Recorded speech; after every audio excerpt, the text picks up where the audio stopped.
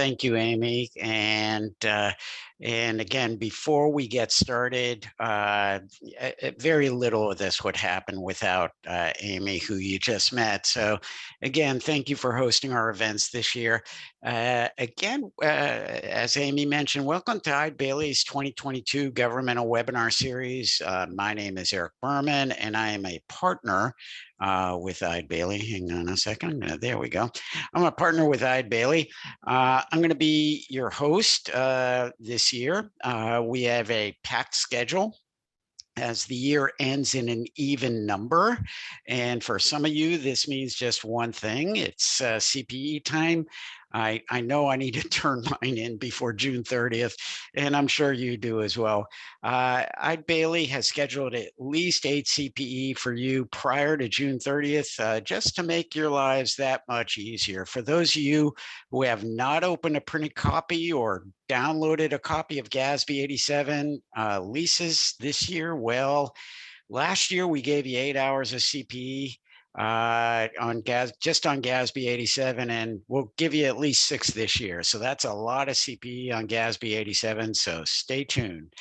Okay, for the next 45 minutes, hour and 45 minutes, it's 2 CPE, that's right. For the next hour and 45 minutes or so, our focus is going to be on the most frequently asked questions that we receive from clients and non-clients on GASB 87.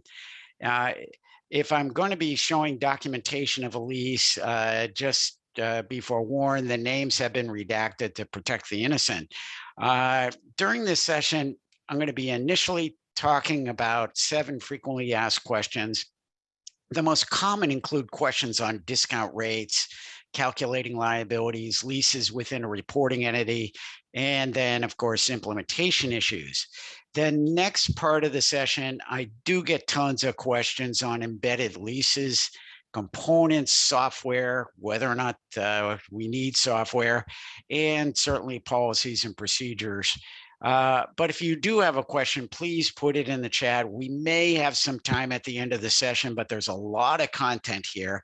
So, okay, let's get to our frequently asked question. Okay, let's have some fun. The most fun we can while we're thinking about GASB statements. So here's our first frequently asked question while I pull down our polling question on my screen. Is this a contract that I'm analyzing? Is it in scope or out of scope for GASB 87? Well, the first steps to decide if a contract is in scope or out of scope is to gather the most recent version of the contract you are analyzing. And I can't emphasize that enough. A lot of contracts we have looked at are just amendments of amendments of amendments. Gather the most recent version of the contract. And you would be surprised, or maybe not, that in some cases, if you're the preparer of your government, you may be the last to know that this contract is in place. But you need at least the most recent version, along with the full version of the contract, which contains all the procedures and points you need to know to implement GASB 87. Ask for all the related contracts, again, as you just might not have them in hand. Usually when we see an amendment or an amendment of an amendment in a contract, it might be just one page. You really need all those other pages to really understand what's going on and properly implement GASB 87. Now, I'm going to say the word contract as much as I can throughout this presentation. That is vital. Many leases do not have the word lease in them. They don't even have the word rent. Now, there's a paragraph in GASB 87 that states that leases include contracts that, although not explicitly identified as leases, they meet the definition of a lease. And that means we're indeed looking for needles in potentially a very large haystack. Governments routinely sign these contracts that may or may not align to the definition of a lease. These contracts, again, don't use the word rent or lease. And we also need to be aware of other contracts that may use the word lease, but are not really leases. Now, when I was in public service back in the 1990s and the 2000s, I probably signed hundreds of these contracts, but those were really debt agreements with municipalities to skirt various debt limits in the state I was in. And we used to call these agreements tax exempt lease purchases, or TELPs. Now, what are TELPs? Those are really borrowings. Now, later this session, I'm going to have a question about these things called embedded leases, which are a further wrinkle beyond TELPs. Okay, we need to gather contracts. And for some of you, that could be a lot of work. Now, once you have the stack of contracts, either in paper or electronic, then you need to make some notes over to the side or in the margins. Which party is your government? Are you the payee, meaning the lessee, or the receiver, meaning the lessor? You may be both in the case of a sublease or a leaseback situation. You need to map this out as part of your implementation of GASB 87. Next, make note of any sort of special provisions. The most common include any purchase or sale provisions, such as the ability to buy the copiers at the end of the lease for $1, or the ability to sell the land to the lessee for $1 at the end of 40 years. There may be provisions where your government does not have control over the property being leased. You may have to share it with other entities, and that is called non-exclusive use. There may even be minimal payments, such as $1 per year for the first 5 years, and then $10,000 as of the last payment on a piece of equipment. That may or may not be a lease either. There are tons and tons and tons of flavors of special provisions that may be in the mind of the lessor or the lessee, all of which must be documented, as the provision may change the value of the asset or the liability. We've seen this before in other webinars, but it bears repeating. And as I've said so many times in presentations, one of my former colleagues used to say 10 times for the normal mind and 100 times under stress. And wow, do we have stress right now with COVID and the great resignation, you name it. We have a ton of stress. And of course, it's winter. I mean, where I'm sitting, it gets dark in about 3 hours. We have a ton of stress. GASB 87 defines a lease as a contract that conveys control over the right to use another entity's non-financial asset, which is called the underlying asset, as specified in the contract for a period of time in an exchange or an exchange-like transaction. Now let's break this down a little bit further. What is a non-financial asset? It's almost as if you would know it when you see it. But guess what, folks? The phrase non-financial assets is currently undefined in GAAP, but that may be changing. We may see an exposure draft on that one during the middle of next year. If whatever proposed language from the GASB sails through, we may see a final statement on what truly is a non-financial asset by March of 2024. But as you can tell, we're years away from any conclusive gap on this subject. But let's use some logic here. If a non-financial asset is not cash and not investments, then it has to be a non-financial asset. Okay. The gray area falls on receivables and prepaids. Those are the mongrel dogs of the asset side of the statement of net position, as I like to call it. They're just mongrels. Are they financial or non-financial? That's kind of a big question. We presume that capital assets are non-financial, but what about right to use assets, which are the debit side of GASB 87, 94, and 96 transaction for payees? Again, this might not be as easy as it sounds. Now, in the period of time, we're going to have another frequently asked question on that, so stay tuned.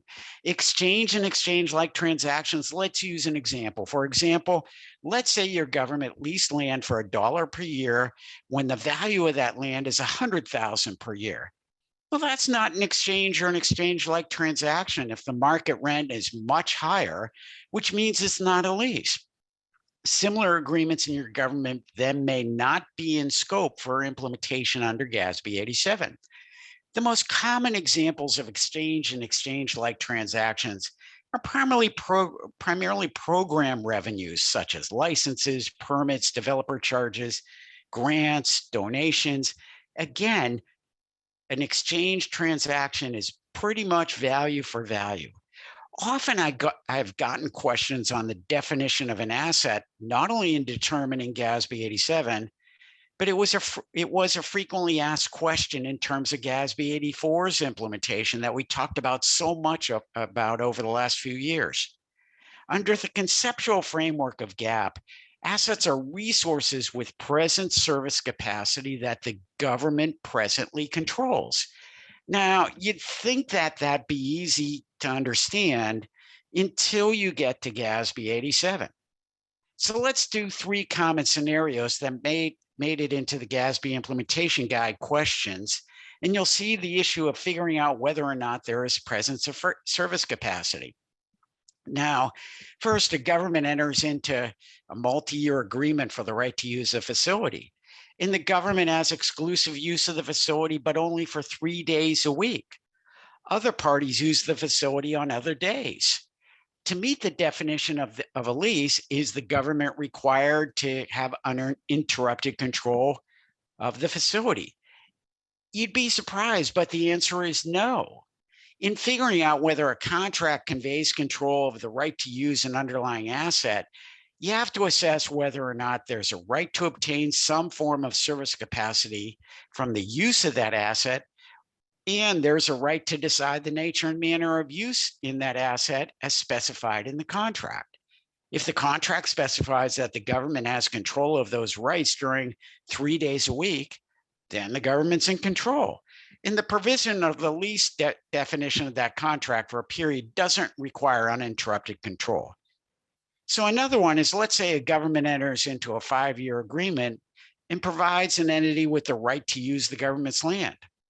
And the entity provides the ability to, the other party can use the land for sports and is the only party that can access the land and use the land during whatever sporting season it is during the term of the agreement. And then the question is, are these rights a lease? And then the answer is, yeah, it's definitely a lease, even though they have only a partial period of control. One question that is common has to do with solar power.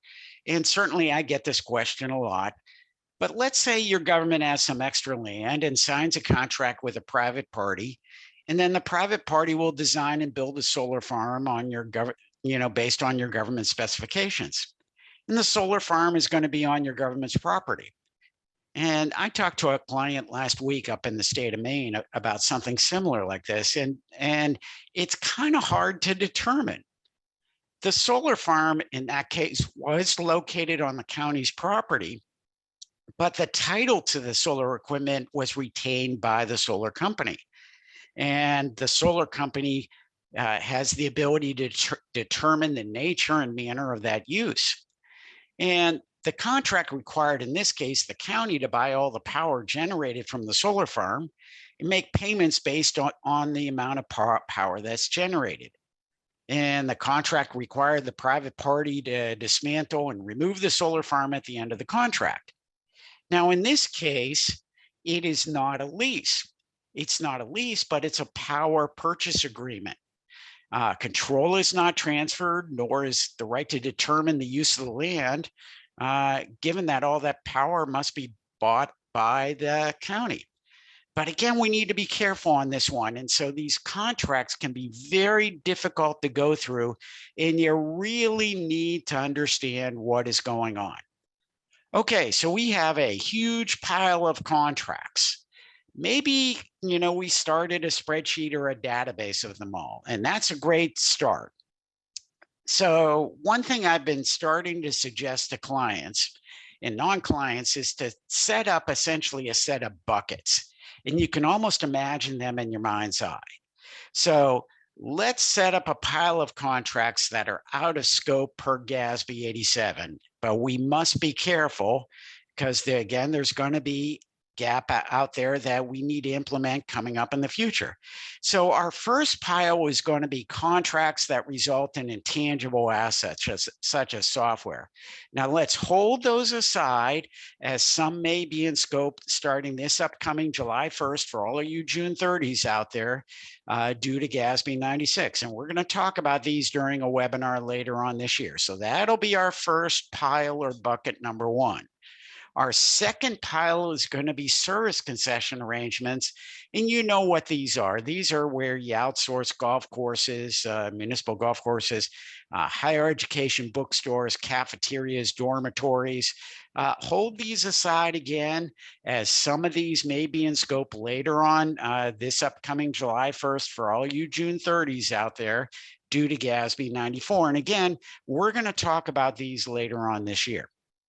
Our third pile is going to be related to conduit debt issuance. And you know who you are if you issue debt or are party to conduit debt. Those issuers, including housing finance entities, water, sewer infrastructure funds, and so on. And some of those issuances may be conduit debt in accordance with GASB 91. Again, hold those aside. We're gonna have those coming up later on this year as well. Next, those tax-exempt lease purchases I talked about a few minutes ago, or any contract that transfers ownership. Those are really financings or borrowings if you do not have a termination option in the contract. Now, we need to consider those now, but we need to have special work on those contracts. So we need that bucket that's out there. There's also a pile for special provisions for lessor contracts, such as those at airports or ports or at defined benefit plans, where the underlying asset is an investment. So let's hold those aside as well. And so those are my first 5 piles or buckets. So then what can I toss back into file cabinets? Okay, well, everything else that's not going to go into pile 6, we're going to toss back into the file cabinet. And we're talking about biological assets such as plants and animals, inventory contracts, supply contracts, contracts where there's non-exclusive use of the underlying asset that I talked about with the non-exclusive land. Those can go back into your storage locker. What's left in pile 6 is everything else that is likely in scope for GASB 87. So to recap, what's in my 6 buckets here? I'm going to go back one. First is intangible assets such as software. Second are service concession arrangements and public-private partnerships. Third is conduit debt arrangements. My 4th bucket or pile is tax-exempt lease purchases or other purchase agreements. My 5th pile is contracts involving assets that are investments or regulated assets. And then my 6th pile is everything else that might be in scope that is subject to GASB 87. By setting up those six buckets, you've effectively apportioned out your work, and you've made things perhaps a lot more reasonable to work on, instead of having a pile of hundreds of pieces of paper in front of you. And so by taking the time now and setting up those buckets or those piles, it really makes things pretty easy. So our next frequently asked question, okay, on each of these contracts, how do we calculate the lease term? And what about these short-term contracts? And I know all of you want to have as many short-term contracts as possible, because that's kind of the easy way out. It's just like the current operating leases. So let's get those short-term contracts out of the way. We really have to align to GAAP on this one. For a contract to be short-term, at the day of the contract signing, the contract must have a maximum possible term of 12 months or less, including any option to extend, regardless of their probability being exercised. For a lease that is cancelable by either your government as the lessee or lessor, such as a rolling month-to-month or year-to-year lease, the maximum possible term is the non-cancelable period, including any notice periods. Now, let's say you lease an apartment. And I know because I'm in the middle of leasing an apartment as a second place for myself. And it is not for the faint of heart. And remember, when you're leasing from a private entity, there's slightly different GAAP standards regarding short-term leases. Now, let's say you lease an apartment and the contract is for 10 months without the possibility of renewal. Well, that's a short-term lease. And in fact, many housing leases are commonly short-term with the right of renewal due to the fluidity in the leasing market. And so many people are moving in and out. The lease that I just signed was for 18 months, but in for-profit standards, in this case, the lessor, in my case, is a for-profit entity, of course. And in for-profit standards, there's an additional 12 months. But for us state and local governments, we're just at 12 months without a possibility of renewal. So be careful. You know, many governments are used to fiscal funding clauses in contracts, and these are fine for budgetary purposes, but for GAAP, they do not signify an operating lease. Let's not go down the road of these examples on the screen. Now, none of these are going to be short term. And I know you want to do the lease on the office space for 12 months with 49 renewals or the other two, but no, none of these are going to be short term. And I know your city council or your county board of supervisors or your legislature, whoever it is, you know, they say, hey, wait a second, I got to appropriate it in the budget. That's great. Keep it going, you know, in terms of budget. That's not going to be GAAP. And so for GAAP purposes, look at what that step one is to get you to a 12-month short-term lease. Now, to throw a further wrinkle into the mix, there could be changes coming on short-term leases, likely effective starting this upcoming July 1st for you June 30s out there. Now, again, remember those current provisions for a short-term lease. For a lease that is, and so for a lease that is cancelable by either your government as the lessee or lessor, such as those rolling month-to-month leases or a year-to-year lease, the maximum possible term is the non-cancelable period, including any notice periods. Now, GASB is proposing where both the lessee and the lessor have an option without permission, or they must agree to extend. Those are going to be cancelable periods where either you both have to agree or you have some agreement to extend, or if both the lessee and the lessor have an option without permission, those are going to be cancelable. And this could be GASB 99. It also looks like the proposal where government recognizes a contract is short term, and then after recognition decides to change the original term beyond 12 months. Well, guess what? The GASB is going to propose that that contract is no longer short term. If the government does that, then the GASB is looking towards triggering a modification that is going to require restatement back to for this year when you implemented GASB 87. Next year, it's going to be the earliest period presented. So again, let's say you decided to do a short-term contract, no possibility of renewal and so on. But then all of a sudden it became a long-term contract. You have a prior period adjustment you're going to have to do. If your government has a lot of short-term contracts that are in that pile, just be sure that they Scouts honor are short-term contracts. Okay, now that pile one is out of the way of our contracts and scope for GASB 87, how do we determine the lease term? And I say this often, heck, I keep this one on my desktop dog-eared bookmark it, print it, circle this page, as you're going to be seeing it over and over again as you implement GASB 87. You have to go down this sort of checklist or operation.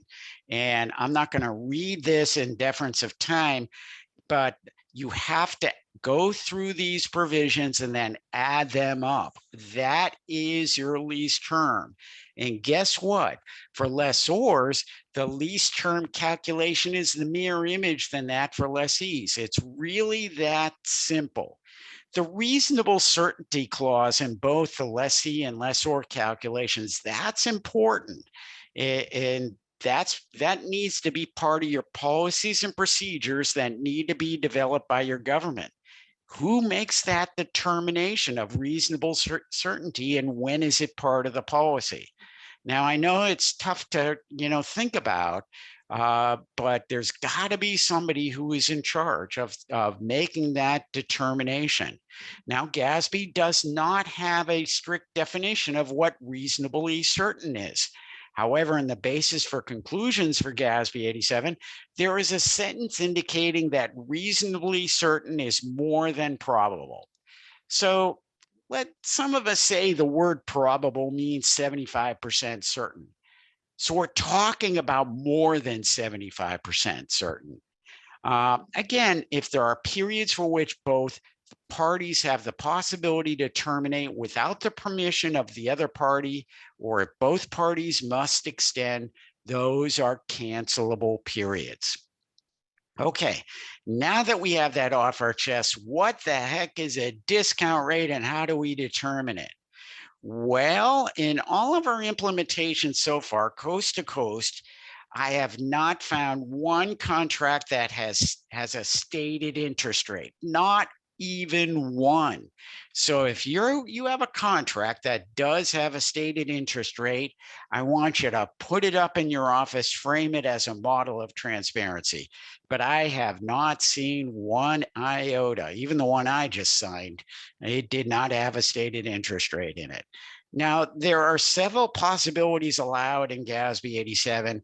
Now, many governments mention using an incremental borrowing rate, and that's great if your government issues a lot of serial coupon debt that has been issued recently and that has a maturity that aligns to your lease term.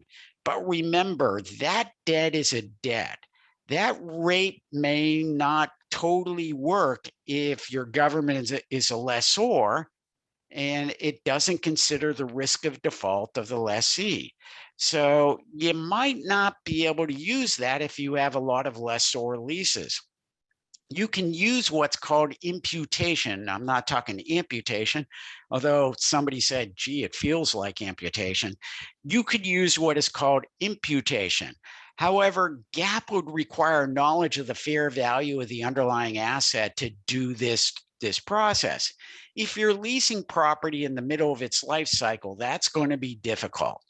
Your finance team, which you may be the finance team as well as the accountant, they're going to need to be involved to figure out interest rates or discount rates, and most importantly, over the next year or so, adjusting them as necessary due to inflation. Lease contracts include all sorts of adjustments that need to be recognized, especially in rates, so just beware. Don't look at your neighboring government. Don't say we're going to just set all leases at 3% and forget it. No, you can't do that, as a 3-year lease is not the same term as a 40-year lease. The last time I checked, 3 does not equal 40. Whatever policy and procedure you choose, involve your finance staff, as they're going to need to gather information, provide it to the accountants, and then implementation needs to occur. Finally, a lease that was signed last year is going to have completely different rates than one signed yesterday because of the change in interest rates. Anybody watching the stock market over the last 2 weeks or so, a lot of folks are really concerned over inflation. So just be aware that there's going to have to be some changes of thinking as you go along. Whatever you do, document. There are a ton of possibilities out there and discount rate policies that I've seen. Could you use a risk-free rate, which is being proposed for small organizations other than governments? And this is in proposed FASB standards, not GASB. Yes, those rates are published daily on the US Treasury's website. That's fine. But I'm sure you are glad that your government is different from the US government. Consider adjusting that risk-free rate by some factor. Let's say the risk-free rate this morning, I mean, I haven't looked at 10-year treasuries this morning, but it's been fluctuating wildly over the last 48 hours.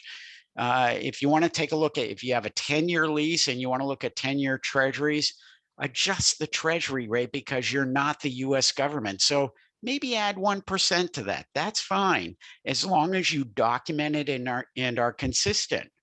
Could you use the incremental borrowing rate? Well, yeah, if your government issues debt regularly, but the terms may not align. You may sell a term bond for 20 years, but you got a 3-year lease. Again, 3 does not equal 20. Could you use the implicit rate? Well, sure, but it's going to be hard. You're going to need to know the change in fair value. On vehicle leases, you could use the implicit rate, but not on property. I mean, on a vehicle, you can determine what the fair value is. As of today, you just open up the Kelley Blue Book, figure out what the fair value is, or if it's a new car, you got the sticker. You can say, there's my fair value. And using Kelley Blue Book or Edmunds or a number of other services, you could figure out what the fair value is at the end of the lease. But for a piece of property, you can't do that. Okay, let's put on your lessor hat. Many governments are lessors.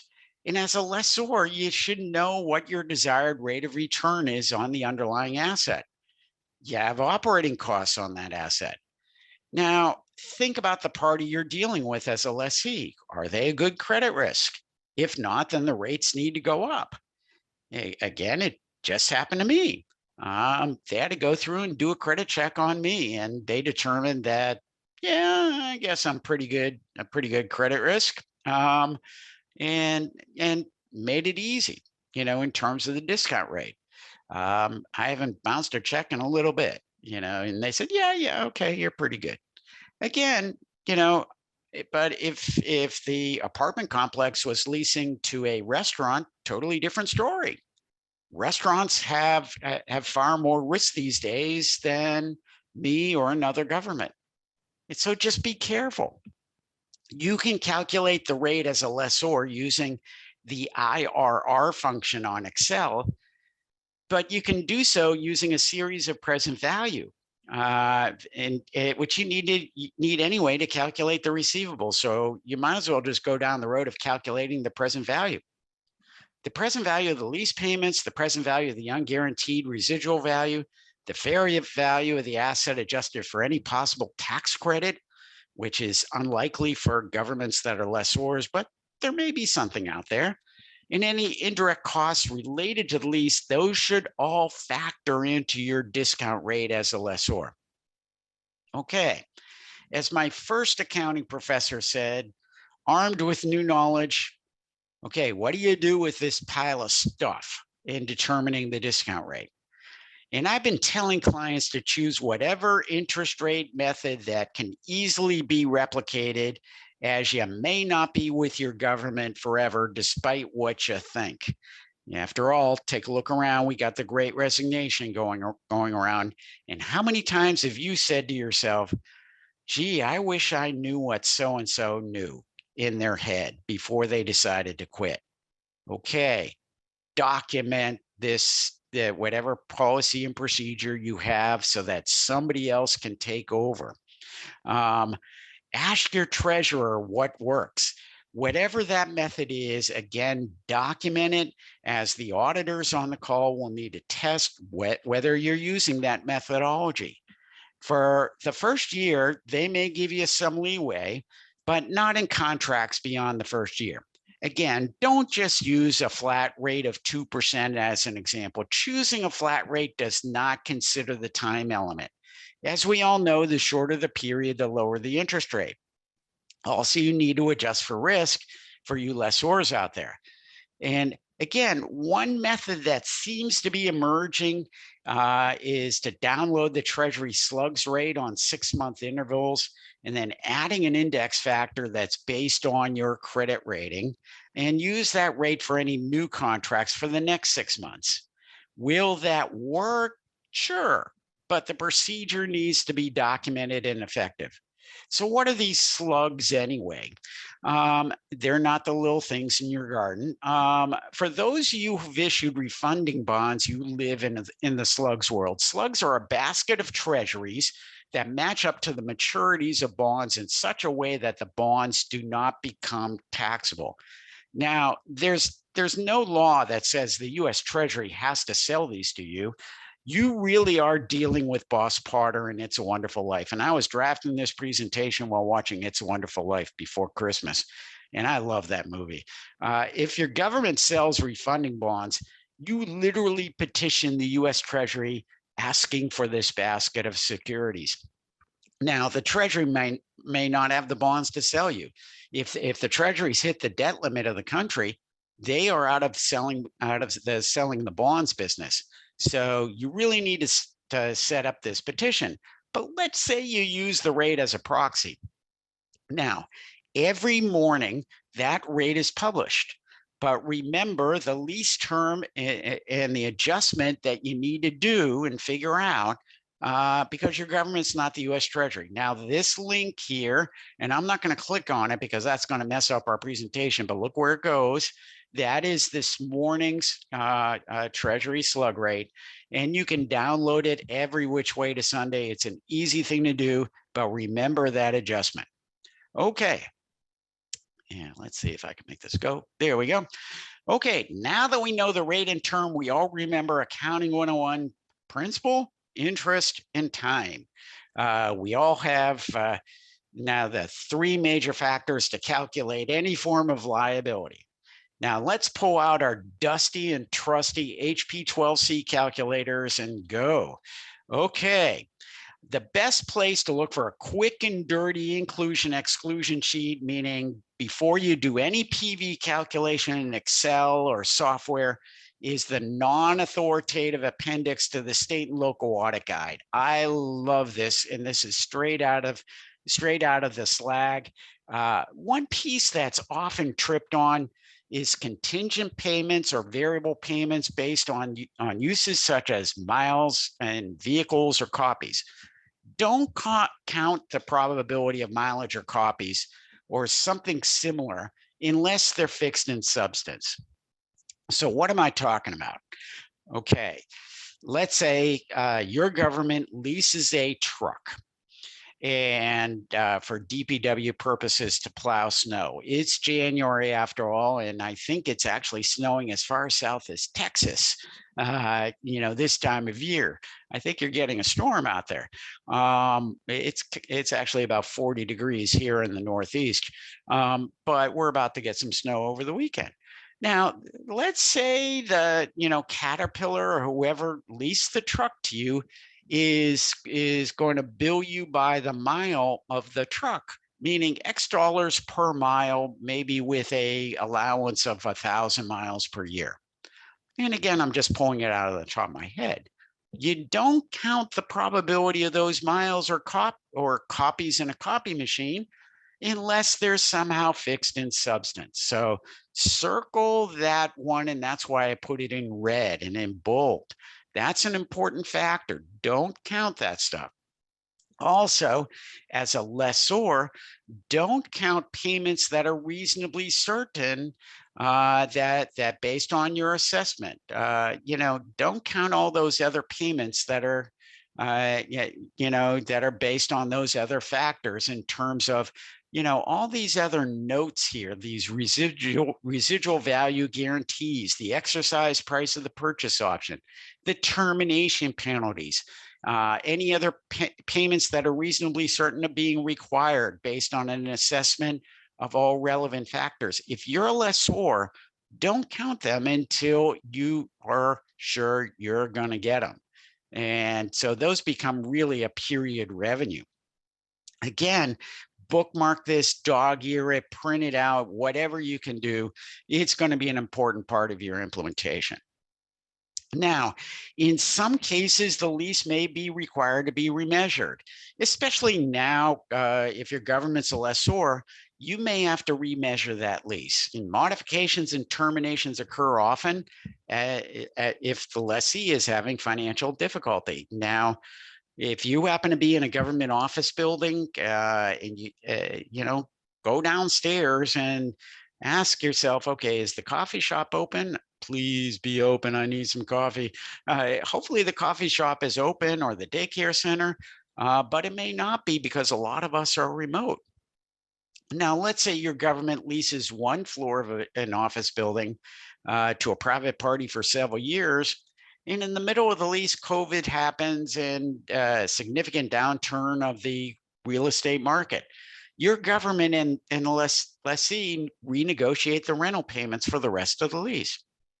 As a lessor, unless your government rips up the original lease, the modification is a separate lease your government would then need to account for by remeasuring the lease receivable.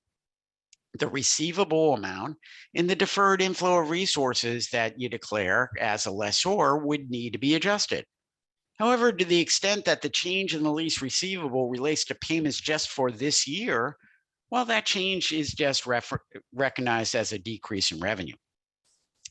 Changes in lease term, or a contingency being triggered, or a change in the interest rate all trigger a remeasurement of the lease receivable. Usually when a contingency in a lease is resolved, the variability in a lease becomes diminished, and therefore, the lease receivable becomes based on a fixed payment on a go-forward basis. But again, that's just for the lessor. Now, if the change is solely from a change in the interest rate, the lease receivable does not need to be remeasured just because an index or rate changes. The only time a receivable would then need to be updated is for the change in the lease term, or if there are significant changes in the rate that changes the lease receivable. And that word significant is not well defined or not defined at all. Notice these notable exceptions, and these are in red over here on the right-hand side. And let me see if I got a pencil. Yeah, I do. I'm going to go here. Notice these. It doesn't work. Wait a second. Let's go back. Yeah, it doesn't work. But anyways, notice the one over there on the right-hand side. Again, remeasurement provisions for lessees mirror those of lessors, except for these two factors. Keep this handy as remeasurement occurs often. Okay, let's do a quick and dirty calculation. You may have seen this one before. This is from a prior webinar we did last year.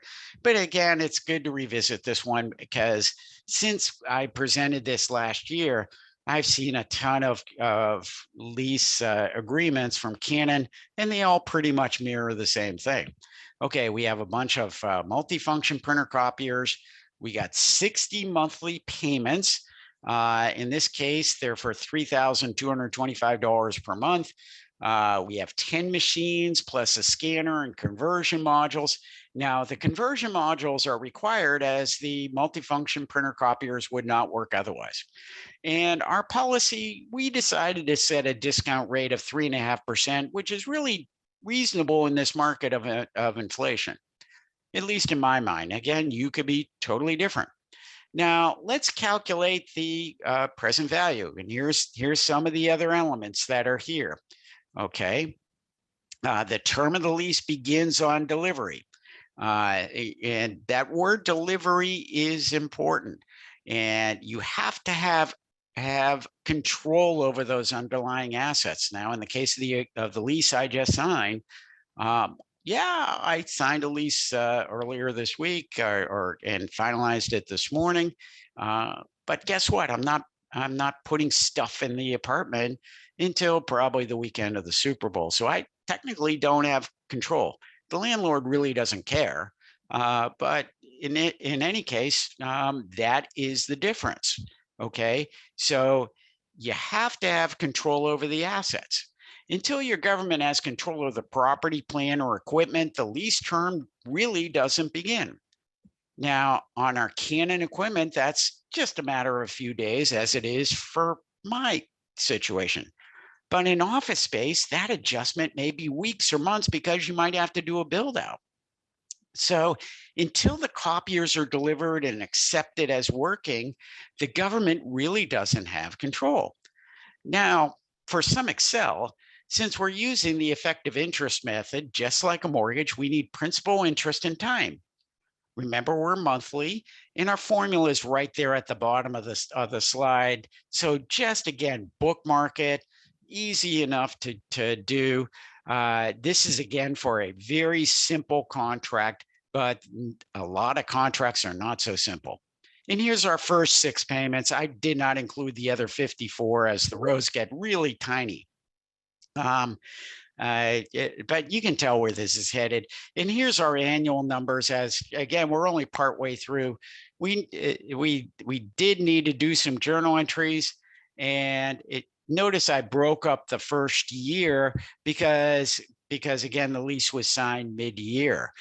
It was actually signed around December 29th, and we're let's say we're a June 30 government. So here's our journal entries. Let's say your government is going to lease using governmental funds. On the day of delivery, we're going to record a capital outlay and a credit to lease proceeds of, in this case, 177,278, because guess what? That's our liability balance over here. We didn't do any prepayments or things like that. Now, okay, that's our governmental funds, okay, but I got to get to government-wide.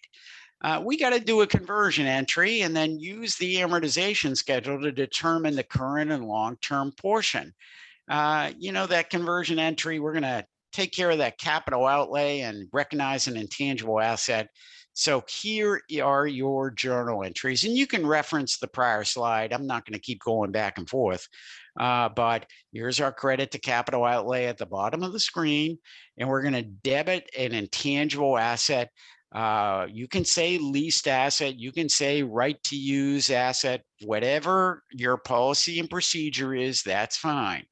And then here's our debit to other financing sources to take care of the lease proceeds. And here's our credit to our current and long-term portion of the lease contract. Okay. At the end of year 1, we're going to need to do some reclasses based on our amortization schedule, and of course, do some additional amortizations. Now, our government has decided to amortize the asset side of the lease at the same amount as the principal paid, which is perfectly acceptable. And in some cases, it's even preferable to straight line.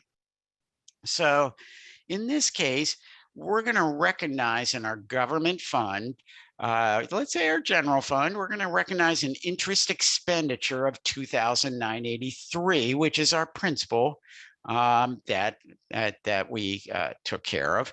And then we have some lease principal and then cash. And let's just assume that this is just accumulated throughout the year. And then we're going to convert that to government-wide. We of course have to recognize the current portion of our lease liability. We have to do some amortization of our leased asset. Notice I didn't say the word depreciation. I'm saying amortization because it's an intangible. And then we're going to reclass the current portion of our long-term contract. Now, how about you lessors that are out there? How do you calculate a lease receivable? So let's use the formula. This is a real lease, and this is a lease for a cell tower on county property. And we've seen a ton of these so far. And this one is, the lessee is actually a city within the county. And so since it's a city, obviously legally separate, the city has control with a stipulation that city facilities can't interfere with installations on the tower. And in this case, the rent is fairly inexpensive. It's about $111 per month due the first day, and there's a 3% annual increase. There's an additional $50 a month payment to supply maintenance on the access road. And the original lease of the underlying land was signed in 1986 by the county from the original landowner. And so this contract with the city is really a sublet. Now, the term of the current contract is for 5 years. And in this case, it began on March 1st of 2017. And in this case, it's going to terminate actually in less than 60 days. Now, there's a right that the city can extend for 3 more 5-year terms, and that's another 15 years. And the lease was slick as the same terms and conditions carry forward, and the lease automatically renews unless the city gives 30 days notice. Now, per the county, the city was reasonably certain to renew due to the cost of removing the cell tower equipment and the easy terms and conditions. And as far as I know, the client said, yeah, it's already been renewed. Now, the lessee has a AA credit rating, very good credit. And we have a good sense of market rates for such credits as 200 months is 16 and 2/3 years left. And that's kind of close to 20 years borrowing for AA credits. However, the county decided to rely on the county treasurer's incremental borrowing rate for 20-year debt issued around the same time, and they documented the decision, which was fine with me. The discount rate used was 3.012%. And as long as they use that rate and they're consistent with it and somebody else signed off on it, that's perfectly acceptable as long as, again, it's being used. Okay, so uh, here's our Excel formula at the bottom of the page. But remember, we got that 3% escalation, which is going to require a little bit more work every year. And so here is our amortization schedule for our first 6 payments. I did not want to include the other 194 because that's really silly. But you can tell where this one's headed. And notice that the numbers are rounded. And let's take a look at these annual numbers as we're only partway through and we need to do some journal entries. And you get the gist of how this whole thing is gonna work, just like any other mortgage receivable. In the case of a lessor, we're going to debit lease receivable and credit deferred inflow of resources. And you can do this in governmental funds, which is fine. On the day of conversion, we did that entry. And the only classification the government-wide under current GAAP is to reclassify the current portion of the receivable. And that's $869. And again, that's under current GAAP, remembering this could all change in a few years due to the financial reporting model project. But stay tuned later on this year. We might have some more stuff on the financial reporting model project. It is running a little bit behind. We might not have a final statement on that one until April of 2023. So I know that you're really disappointed in the fact you're not going to have to redo the financial reporting model for maybe another 6 to 8 months after you planned. Very good. All right, here's our fifth frequently asked question. We got to keep going. How? Okay, you may be party to these master agreements signed by states, and then you get the beauty of leasing computers from Lenovo through the state. Now, how do all these work? And I know that many large governments do this on behalf of smaller governments. They sign these huge contracts, and that way you get really inexpensive equipment. Okay, these are really common in bulk leases of vehicles, equipment, computers, so on. If all the terms and conditions are the same, then if the state signs the agreement with the originating vendor, then guess what? That's one contract. And I apologize for my thing here. I should have put my phone on mute. If all those agreements are essentially one contract, then the agreements signed with your governments are all at different times. And therefore, those are separate contracts, even though they're part of the same blanket contract. For the state, there would be one contract where the state is a lessee or a purchaser. Many contracts may exist where they are a lessor or a seller. Now, I'm sure there are folks who do these contracts and know mechanically what to do, but the accounting, totally different story. You're going to have one master contract with, let's say, Lenovo. But again, that's the state's deal, not your deal as a city or a county or something like that. Your deal is with the state, not with the Lenovo. Those are totally separate terms and conditions, and those are going to be totally separate contracts. Okay. Key question is out there: if is this one contract or many? And in your case, if you are not the state, it's many contracts. So those folks in that leasing division at the state or the purchasing division at the state, they have a lot of work to do. And that brings us to our next question. Uh, it's common that leases occur between a government building authority entity and a primary government. So what do? We've seen a ton of these so far in implementations. The GASB 87 accounting depends on the scenario. Between a financing authority blended component unit and a primary government, no GASB 87. Those are all due to, due from's transactions that get eliminated. Any debt service is on the primary government's books, and so is the asset. Between blended component units, again, those are just inflows and outflows. Those are transfers. There may be some eliminations so that you don't double count, but basically, those are just transfers. Between a discretely presented component unit and the primary government, guess what? GASB 87 does apply. And you can't combine all those receivables and payables with other due tos, due froms of component units, or even with other leases. So it really depends on the scenario.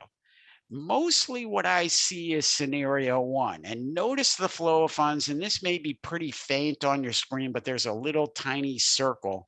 Um, I did not have the dexterity to make the circle thickness a little thicker. So maybe the next time. Between this and the earlier slide, most of these transactions may collapse with only really debt service to bondholders or vendors and capital assets left. And there may be a due to, due from transaction, but most of these may even be eliminated. So again, in this case, the Public Finance Authority goes and buys a bunch of copiers or a bunch of laptops or even leases them.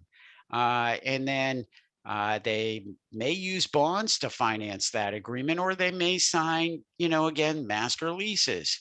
The Finance Authority, which is the CFA, they repay the debt or the leases. And then other contracts run through that county finance authority. And the agreement signed with the individual departments, they mirror debt service, and the repayments are usually run through an internal service fund. And guess what? The county department, all they're doing is the bookkeeping, but that's okay. That's really okay. Again, what you'll end up having are these due to, due from transactions. Usually there's no relationship between the individual departments and the vendor. Let's say it's Lenovo. There's not going to be any of that relationship that's in place. These would not necessarily be conduit debt. So no getting nervous out there, and and they're not necessarily COPs. But some COPs out there are indeed secured by lease agreements. Go back to square one at the top of the last hour.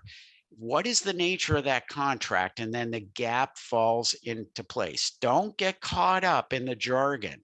We'll talk more about COPs later this year and conduit debt, as indeed there might be some nexus out there. Remember, that's one of those piles we talked about during the last hour. Okay, let's keep going on our FAQs. Okay, implementation. When and how do we go about doing this? Well, folks, it's time to get going if you haven't already done so. GASB 87 is not one of those standards where you look up on the calendar and say, uh-oh, my Eide Bailey team is coming out in 2 weeks. I'd better get going. As you've heard through previous webinars and today, GASB 87 is going to take some time. For existing leases, governments need to adjust to the facts and circumstances of each lease based on the remaining payments at the beginning of the period of implementation. For you June 30s out there who hopefully got your annual financial reports out, congratulations. But now you need to get working on GASB 87. And I know there's no rest for the weary, and I apologize. For you June 30s out there, that was the last July 1st, meaning July 1st of 2021. Well, we were all gearing up for July 4th. For December 31st, that means this past January 1st, meaning a few weeks ago, January 1st of 2022, while we were ringing in the new year. So indeed, we got to get going. Now, if you have fully comparative financial statements, and I emphasize the words fully comparative, not summarized, fully comparative, your government had to implement on the first day of the earliest year. Now, remember what a set of comparative financial statements are. That may mean going back not just to July 1st of 21, but for a June 30 government back to July 1st of 20. For a December 31st government, that means going back to January 1st of 21. Now, it'd be difficult to say that you don't have the records, to do a full balance restatement for comparative financial statements. Most contracts we have, those have been written. I have not encountered a verbal contract as of yet, but one could be out there, that's for sure. The records are there, and we understand the staff may not be. But if you do have flexibility in not preparing fully comparative financial statements, meaning including 2 years of notes in 3 years of management's discussion and analysis, if you have full flexibility in not preparing those comparative financial statements, GASB 87 may be one of those times where your comparative financial statements are not presented. But you should make note of that in your MD&A. Again, be careful with your implementation. Again, the facts and circumstances for any lease may be different as of those dates than what appears on the date of lease signing. So, for example, you could have a contract that was signed 4 years ago, but GASB 87 was implemented on those dates I just read off. The 4 years ago may not matter as much as what was occurring the day of implementation. The discount rates may be different if the lease is a variable rate. The non-cancelable term may result in a short-term lease. And we've certainly found this in our implementations where indeed a lot of leases become excluded because of the short-term lease provisions. There may have been modifications, though, since inception. All of this and more should be analyzed as part of your implementation. Now, we've long emphasized that GASB 87 is the gift that keeps on giving. You can't implement GASB 87 and then move on, as each potential contract may have a leasing element in it. The internal controls needed to recognize a potential lease are key to success this year and each year in the future. Each government should have some team, even if it's a team of one, that works on contracts regularly throughout the year to make sure the contracts are in scope for GASB 87 and the related 94 and 96 next year that are recognized, measured, and presented per those standards. Now, again, you may be that team of one, and I totally understand that, and that is absolutely fine. But if you have more than one, that communication is absolutely vital. Now, we've talked about the 6 buckets, and of contracts. And remember in the middle of last hour, we talked about those 6 buckets. Keep those in your mind's eye. You're going to need that. Think about software. Now, software is not always the holy grail. Remember, if you input flawed information into software, flawed information results. In other words, garbage in, garbage out, or GIGO. If your government has more than 10 to 25 contracts in scope, and I'm moving more and more each day down towards that 10 number because of the Great Resignation, software becomes really almost essential. Policies and procedures will need a deep dive beyond discount rate setting and adjustment. And there are more policies that may need addressing involving recognizing contracts that are in scope and measuring contracts in scope. Now, if you do go down the road and do software, reconciliation is key, especially with software.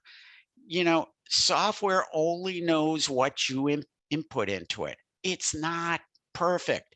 It's not the be all and end all. Version 1.0 is far different from version 15.2, and even version 15.2 is not perfect.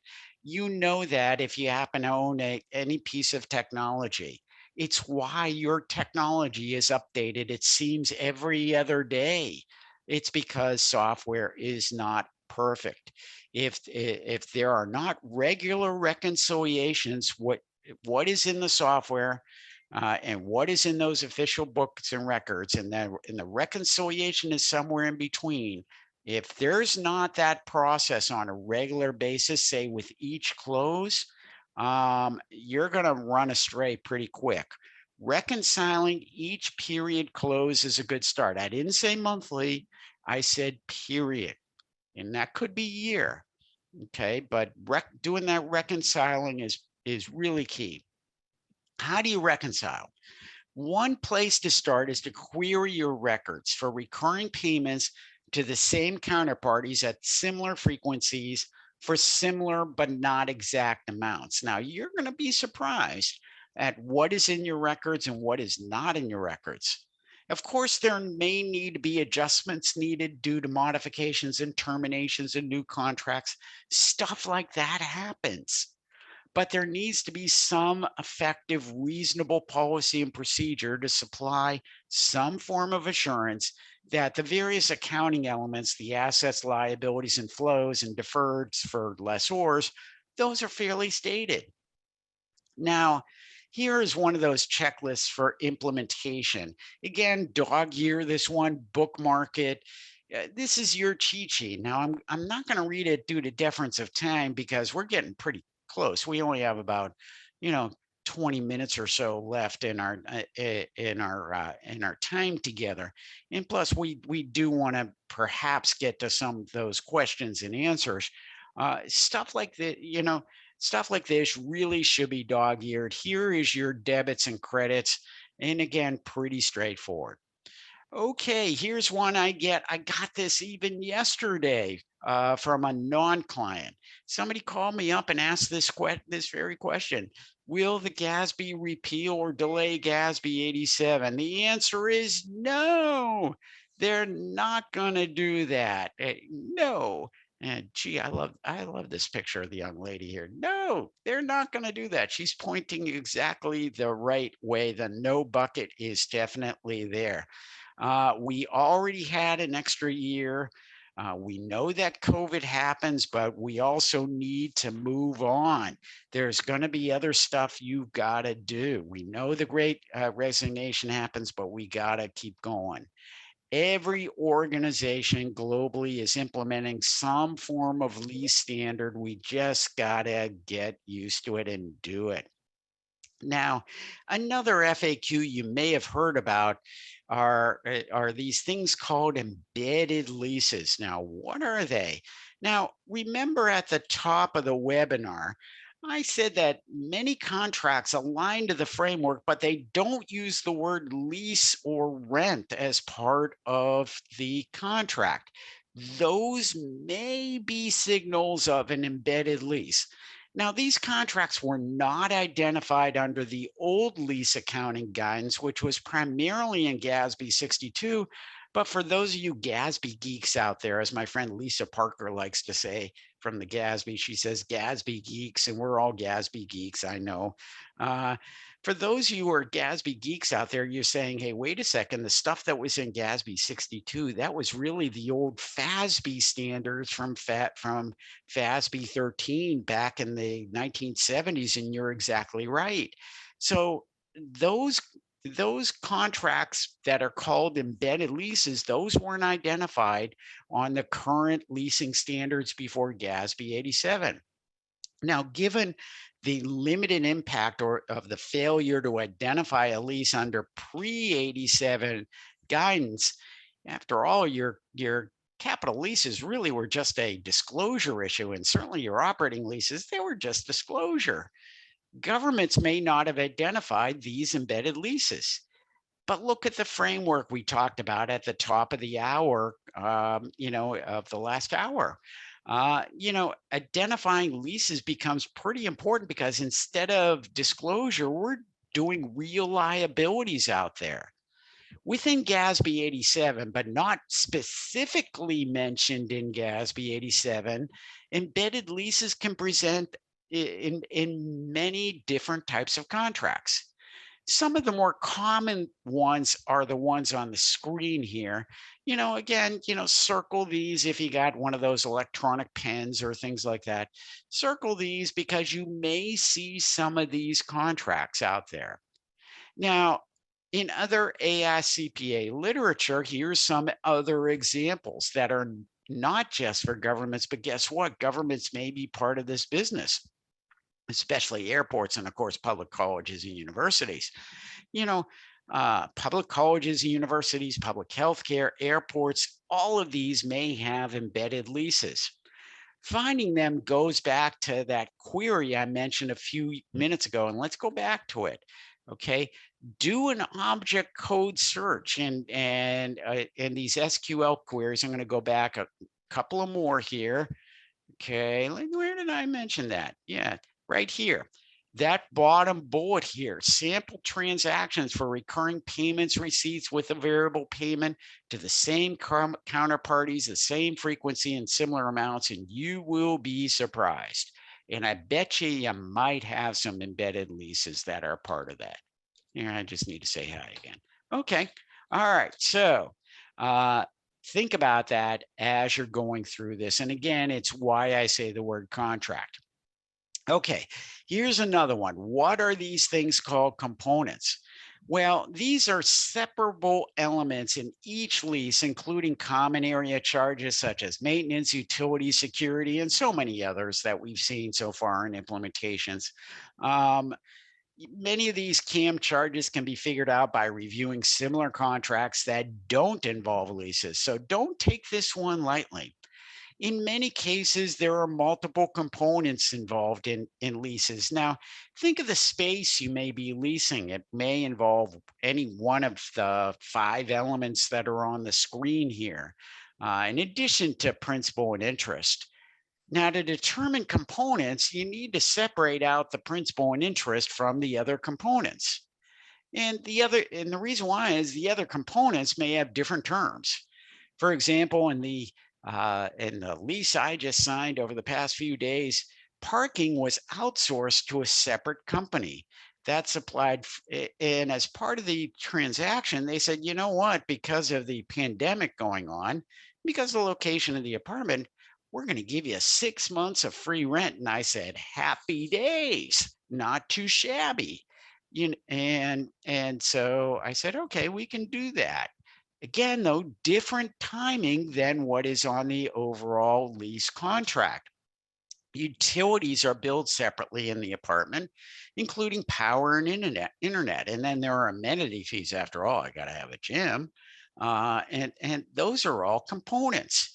And so again, think about all these as part of your implementation.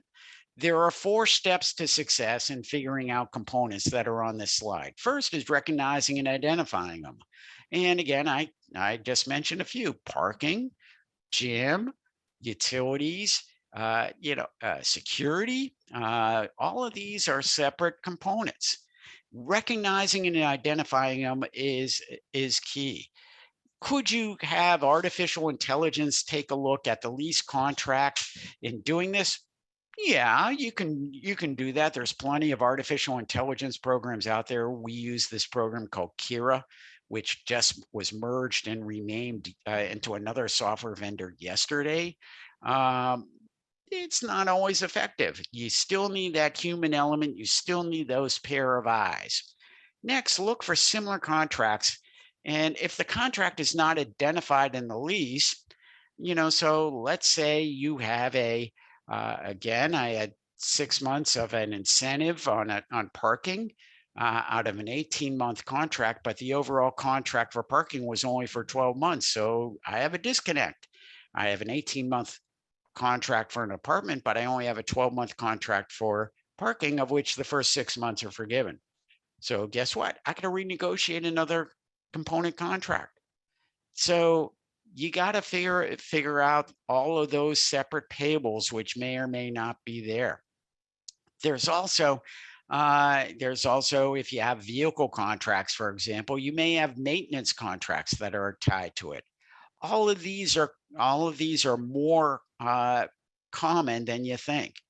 And yeah, we may be used to these things called common area maintenance and security, but there's going to be these other stuff that's out there. Okay, policies and procedures. What should governments analyze? Well, why is this important? Again, there's no more operating leases. For some governments out there, operating leases were most of the dollars that were in note disclosure. Now, much of those dollars may now look like what we used to call capital leases prior to 87. They are real liabilities, so it becomes really important. Since they're now real liabilities, it's a good time to take a look at the internal controls over the entire lease life cycle. And guess what? So far, the efficacy of internal controls are mixed. Some are good and some are not. And you expect that as part of any new implementation. A lot of governments focus on the fiscal funding clause, but the GASB reminds us that the fiscal funding clauses have a budgetary impact, and they're not really accounting and financial reporting unless it's reasonably certain that the government would exercise those clauses. Another aspect would be whether recording a lease triggers any other issue. Again, remember these leases are real liabilities. In other words, they are debt. Now, does this trigger a violation of a debt limit, a law, a regulation, a bond covenant, bond continuing disclosure? All of this and so many other compliance aspects really need to be considered. Now, for your federal grant awards, there may be special provisions in the award letter regarding leases. The uniform guidance has a requirement that if you're seeking reimbursement from the federal award, most federal grants only reimburse the lower of lease expense or the depreciation or amortization. So the lease expense is also subject to a lease versus buy decision that is documented. Now, there are special provisions regarding leases in 3 sections. That's Section 449, Section 465, and Section 475. For those of you who are chartering planes for personal use, which technically is a lease, though those amounts are above the lowest airfare, those amounts are disallowed. So for those of you who are charting aircraft and then flying across the state with it, no, that is not going to be allowed, by the way, under the uniform guidance. So Section 465 of the uniform guidance, it has specific provisions of leasing between related entities. Review this if you have one of these situations where perhaps a city council member is leasing property to the city and the city wants to have some form of federal reimbursement for those costs. But be very careful. It does have some relationship with leases from component units as well. So if you do have this situation, dog-ear this page, because the definition of related entities and related parties is slightly different when you're talking about those charged with governance, meaning a city council member or a spouse of a city council member or blood relative, versus component units versus related organizations for GAAP purposes. So just be very careful of this when you're talking federal grants. For your policies and procedures, keep this one handy. I apologize for that. My headset had a little click in it. For your policies and procedures, keep this one handy and the next slide handy. Again, think about who, what, where, why, and how in any form of policies and procedures. Who is authorized to execute the lease? Who is authorized to extend the lease? Who is authorized to terminate the lease? And you would be surprised about how many people have the ability to sign contracts. Now that these contracts have real liabilities attached to them for a long period of time, you really need to understand who these folks are. How about your record keeping system? Okay, as part of the implementation of GASB 87, guess what you're going to do? You're going to go into a lot of dusty file cabinets and find some really browned paper from, that is in the process of disintegrating. How those lease records are kept and maintained becomes really, really important. And again, who agrees to turn that lease liability into a purchase? Again, becomes very important. Other policies and procedures you may want to consider. Do we run some form of reconciliation, some form of internal check? And remember, I mentioned that as part of the SQL that you may want to run. Payments to the same counterparty at recurring and regular intervals for the same amount. And again, this could show those unrecorded leases. And if you do have a situation where you have, say, an internal audit department, and I know you've been decimated because of the Great Resignation, but if you do have the ability to have an internal audit department, now would be the time to engage them to run this sort of check, because you'd be surprised as to what's out there. Are you allowed to accept lease incentives? There have been jurisdictions we have run into as part of implementations where the charter, in this case, the charter for the government, said that any form of incentive is tantamount to a bribe. So the question is, especially if it's a related party that was named a few slides ago, if they gave you a lease incentive, is that an ethics violation? Is that some form of bribe? And you need to really understand that as part of policies and procedures. How do you value and recognize non-lease components? Remember all those components I talked about in terms of common area charges, security, and so on, internet service, water, sewer, all those could be part of your lease. And so think about all these and keep these pages handy as sort of a checklist. And notice I didn't even go down the road of discount rate because we already beat that one to death about a half hour or 45 minutes ago. Okay. Notice also before I leave this one, how do you continuously update and maintain our lease information? That's an important policy. Remember, this team we put together a few slides back, we're not going to disband that team. We got to keep going because GASB 87 is the gift that keeps on giving. Okay, I mentioned software a few times. Do you need it? Again, we're finding that the break point or breaking point, whether you can use Excel or some other spreadsheet versus some other software on a good day, is 25 leases. Again, the more I see folks, crying for help because of the Great Resignation, I'm lowering that number every day. I'm closer to 10 lately. Anything above that will be really difficult to maintain. And rightfully so, because you got to think about the internal controls. The first question should always be, what are we doing now? And you'd be really surprised. A lot of this stuff right now for hundreds of contracts may not be kept on anything more than a spreadsheet. And so you'd be really, really surprised as to what the answer is now for capital leases. The second question is, gee, what is the condition of our records? What about all those amortization schedules? They're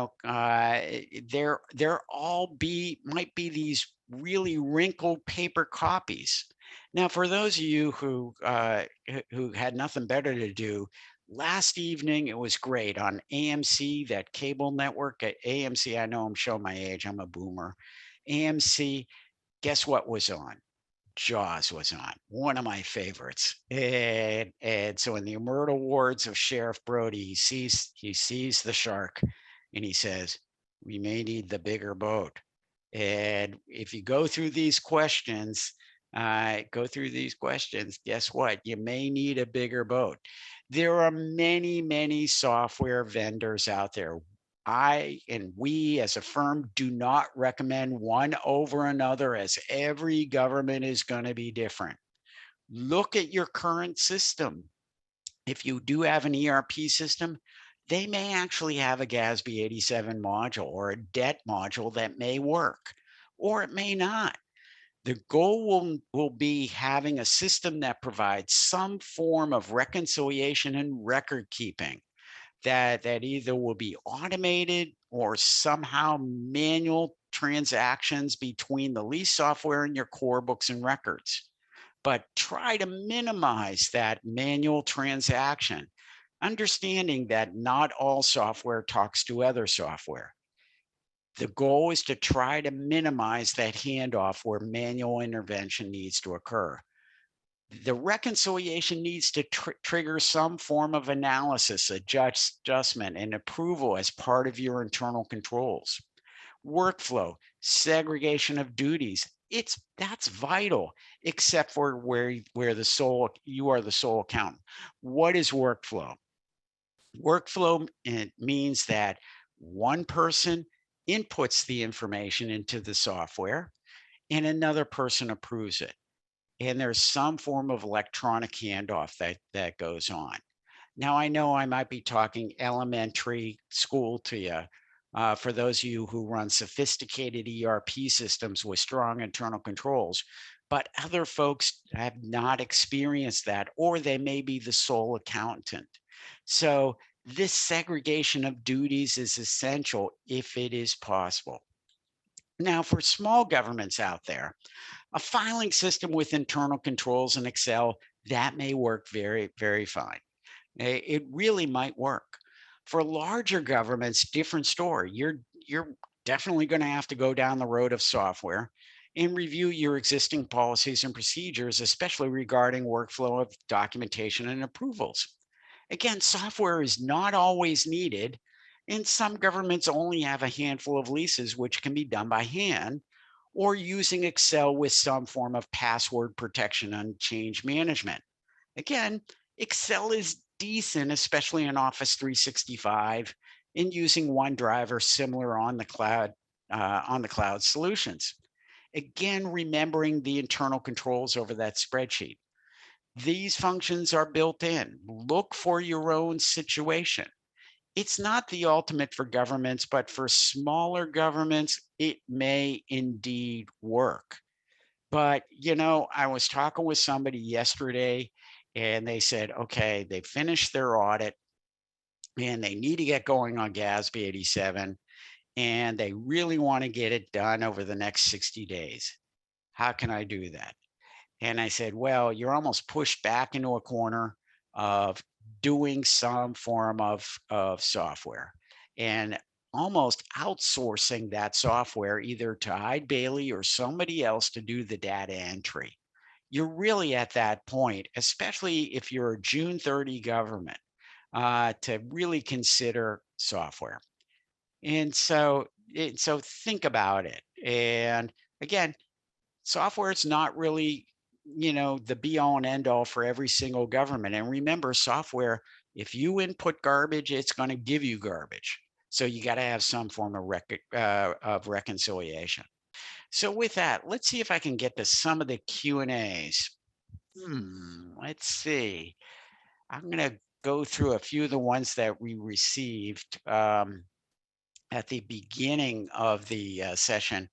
And we have about 5 minutes for 5 to 10 minutes for questions. The corporation leases copiers. However, even after the lease expires, the corporation continues to pay at the same rate, uses the same copiers for the same time. In this situation, do we report these as expired leases? Do we have to produce 5-year schedules for them? It's not addressed. Well, corporation, I hope you're not talking about FASB standards, because I'm not talking about FASB standards, but let's instead of saying corporation, you're saying government. Okay.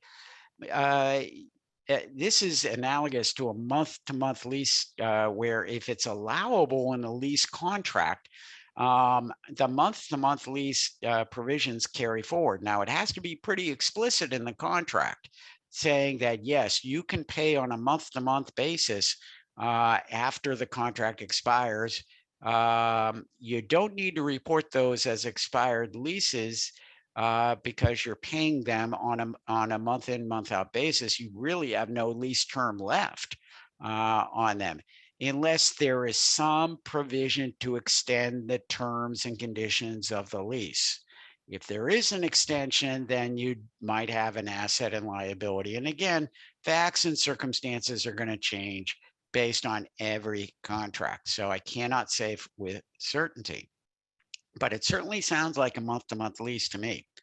Um, do we have to report low rent Section 8 and HUD leases, or do they fall under an exception of certain regulated leases? Well, HUD and Section 8, those are not. Those do not fall under the gap definition of regulated as of right now. Indeed, if you think about it in terms of HUD leases, those tend to be short term anyway.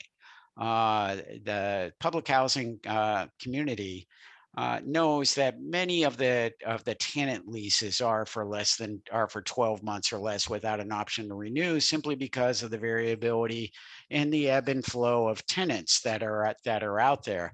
So chances are, if you look at the individual lease contracts, they're for 12 months or less without an option to renew.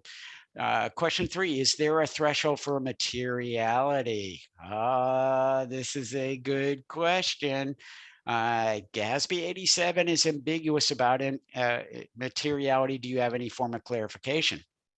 Well, the Governmental Accounting Standards Board and every single GASB pronouncement has a black box that says at the end of the implementation guidance, the provisions of this statement do not apply to immaterial items, but the GASB on purpose does not define materiality. Materiality is an audit construct. You may want to look at the Government Finance Officers Association has a write-up of a question that is in the 2021 implementation guide on capital asset capitalization. And it's question 7.9.8, and it's highly controversial. That particular question is not effective until 2023. However, it points towards some provision of materiality. Until you know what the complete picture of your leases are, including the complete liability, the complete asset, you name it, you cannot judge what is material or what is not material. So think about it in the construct of a liability. Are there other payables, accounts payable, that you do not recognize as a liability? If the answer is yeah, you got a bigger problem with internal controls over payables than you do with leases, because you just say, hey, I'm not going to recognize that accounts payable. And it's the same with receivables. If there's a receivable that you do not recognize for whatever reason, Now, granted, one leg of these transactions may turn out into what we call today a capital asset, or at least a non-financial asset. But again, you can't judge materiality until you know the entire population. Okay. Um, Here's another question. I found one lease agreement that states that the lessee pays $10 for 10 years. However, they also pay in addition to rent utilities offset of 1,050 to 1,500 a month.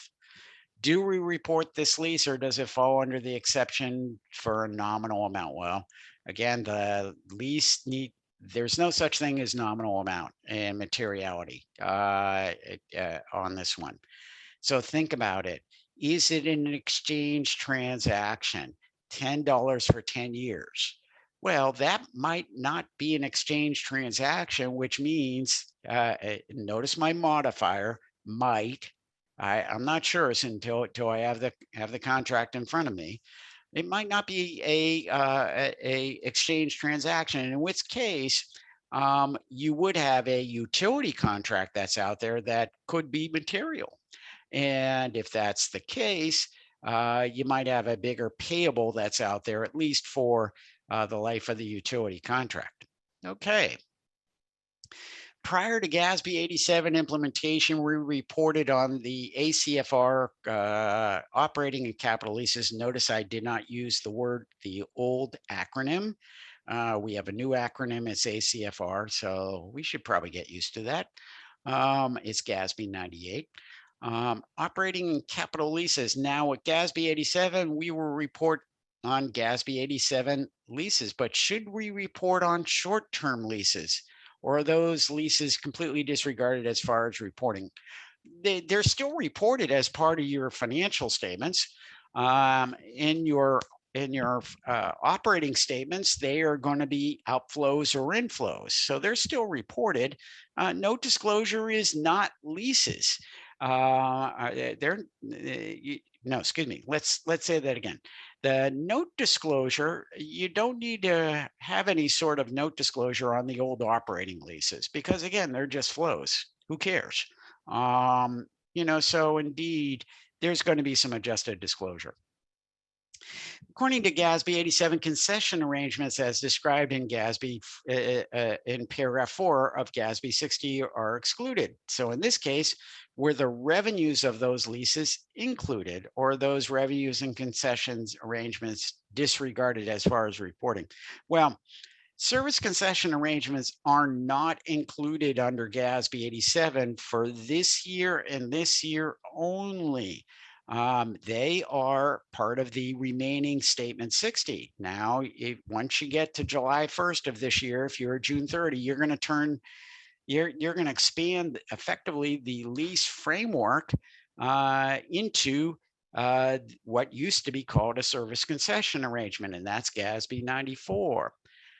However, if the property, the underlying asset, is not improved, then if it's not improved, then you remand back to GASB 87. So you need to figure out, okay, and there's a decision tree we'll talk about in a few months, but you need to figure out, okay, do we have a property that is a service concession arrangement? And probably you do. And the answer then is, do you have a piece of property that is brand new, needs to be constructed, designed, built, and operated, or is there an existing piece of property? And since you have an existing piece of property, you may have something in scope of GASB 87, but all your facts and circumstances are going to be different. Did you say $1 lease of property are out of scope because it's not value for value? Well, depends on the underlying property, but chances are if all you're doing is paying $1 a year or $1 a month for a big piece of land, chances are it's not an exchange transaction. It's a non-exchange transaction. And since it's a non-exchange transaction, it is not in scope of GASB 87. It's just an outflow. What if you have a trailer or an antenna on somebody else's land? We have access to get to the trailer or antenna, but others have access to this land too. Well, again, facts and circumstances. If the contract says you have exclusive use of that connection point where the antenna is, or you have exclusive use of that trailer where that trailer is, it could be in scope of GASB 87. And so again, that contract should be in the bucket that we need to examine and whether or not you have exclusive use. If we share a property, such as a communication site, would this fall under the non-exclusive use? Well, that's basically the same question. Okay, so that connection point where that antenna is hooked up to the overall master antenna, and if you've seen a cell phone and a cell tower, you know what I'm talking about. There are multiple antennas on it, and there may even be a radio or television tower or a microwave provision on that tower. You just go take a look at what that tower, on your way home from the office or something like that. So if you do have that situation, the connection point could be a lease because you have exclusive use of that connection point. You are paying a tower owner. Let's say, two of the biggest tower owners in America are Crown Castle and American Tower. If you're paying American Tower, that could be a lease, and that connection point is your exclusive property. So again, take a look at the contract for what it really entails. How should leases between blended component units be treated? Excellent question. Okay, so those leases between blended component units, those are really due tos, due froms, or inflows and outflows, except in the standalone separately issued financial statements of those blended component units. If they issue separately issued standalone financial statements, then you implement GASB 87 as is. However, all that information gets eliminated when it gets up to the primary government level. What if a lease is a 12-month lease, but the provisions say that the lease renews automatically until terminated? How do you determine the lease term? Well, let's assume that the let's assume that the 12 months is the non-cancelable period. Okay, well, that's at the very least, then that's at the very least the lease term, and then we would need to know what the termination provisions are. And as you can see, this gets pretty hard. And so if you know what those termination provisions are, then you add them up. And those termination provisions may be, you need to give notice, say 30 days notice or something like that. So at most, you might have another 30 days, but you need to understand all those provisions before I can make an answer on that. Colleges frequently lease out campus facilities for events. Some events may recur, like a sports season, and some may be multiple on a single day, such as COVID testing. Some may be single day events only. Are they in scope? Again, it depends on the agreement. Now, if you think about, say, an entire sports season, let's say you're talking college football, that could be an entire sports season, including, training camp and so on. And there may be facilities that are leased out. It's not just one day. And certainly the compensation, that could be an exchange transaction, because I'm sure that the funds going back and forth from the team might be very material. So if indeed it is an exchange transaction, whatever it says in the contract, as long as that team has exclusive use of those facilities for that particular period, then it is in scope. Even for COVID testing, let's say it's even for one day, as long as they have exclusive use of that space for one day, it is in scope. Now, of course, it might not be material, And so certainly there could be these situations that are there. All right. We're really out of time. And I know I want to give you some time back. The remaining questions, Amy, if you could just, get those into an email to me with some email addresses. There's about another 30 questions. That'd be Yep. great. Yep. We'll pull that report, get it off to Eric. So we hope to see everyone in March. Eric, thank you so much for presenting. Everyone have a great day. Everybody have a great day. Thank you so much.